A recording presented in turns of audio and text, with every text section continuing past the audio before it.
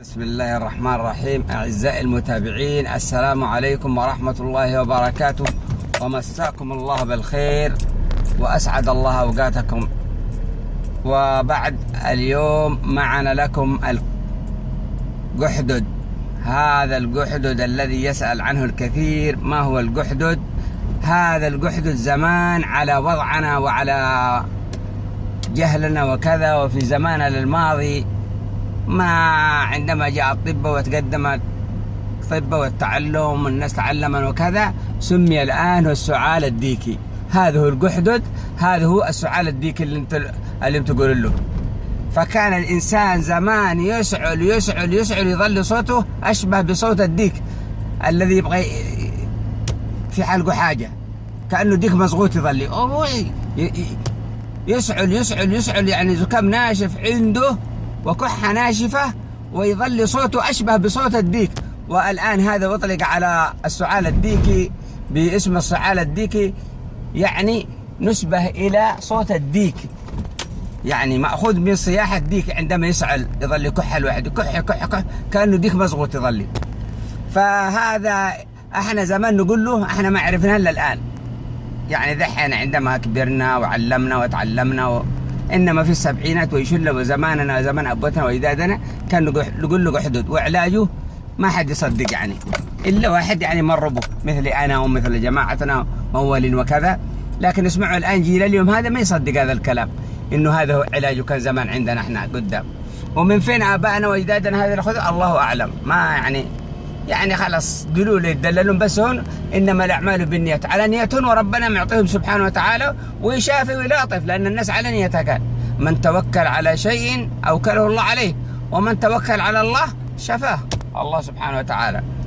فالحمد لله، الله سبحانه وتعالى جعل لنا الشفاء والعافية واللطف والسلامة بفضله وتوفيقه، لأننا متوكلين عليه والناس على نيتها، وربنا أعطاهم على نيتهم فعلا، يجعل لهم يعني. فكان علاجهم، أنتم كما قلت لكم لا تصدقون، يعني يا وأنتم بالكرامة لبن حمار، ولبن الحمار ما يصدق واحد هذا الكلام، ولكن هذا كان علاجنا. كان أي واحد عنده يعني هذا السعال الديكي اللي اليوم يعني هذا الآن الحمد لله الطب متوفر واللقاحات موجودة وكل شيء، فكان زمان ما في، كان على طول يهبل له، ما هو يهبل له صينية ويقضي يحلبل له وأنتم بالكرامة من لبن الحمار. يعني حالي لبن الحمار حالي مرة يشربه، وبفضل الله وتوفيقه مرة مرتين اللي يتشافى من عند الله سبحانه وتعالى. احنا اعتقادنا في الله سبحانه وتعالى قبل كل شيء، والعافية من الله. هذا واحدة.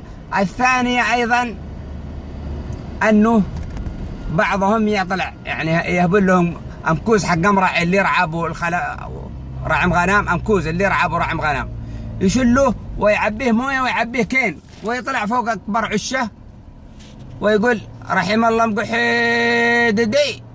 الناس كلهم قاعدة مجهاولوا، لأنه أما أطفال كان قدام من اللي طفل واللي في الثاني واللي في الثالثة واللي في رابعة يعني مقحدد، خلاص أهله قديهون يجهزون له كين ويجهزون له كوز، ومكبعة يجون مذحين في بطن رحمة رجل لهم أمكوز هذا فين يفلتهم عندهم قرعينه من فوق قرعينه حق عشه يفلته. هذا واحد يقول رحم الله مقحددي، قالوا رحم الله مقحددي رحم الله، يولشون معه يشيلون معه، ومرة ثلاثة كذا وقلبهم فلتهم أمكوز هذا، يفلت أمكوز هذا يقضي شطف، وهم ذحين يشاورون بجهة المخابطة على مكين، يلفلفون مكين من أمط الراحة، ويلا يعني هذا قالوا فلان هذا عن فلان إنه معاه جحدد في عافيته وصحته إن شاء الله، خلاص والله يشفيه ويعافيه، وتوكل على الله وهبوا له هذا